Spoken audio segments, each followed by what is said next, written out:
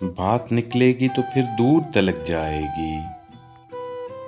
लोग बेवजह उदासी का सबब पूछेंगे। ये भी पूछेंगे कि तुम इतनी परेशान क्यों हो। उंगलियां उठेंगी सूखे हुए बालों की तरफ। एक नजर देखेंगे गुजरे हुए सालों की तरफ। चूड़ियों पर भी कई तंज किए जाएंगे। कांपते हाथों पे भी फिक्रे कसे जाएंगे।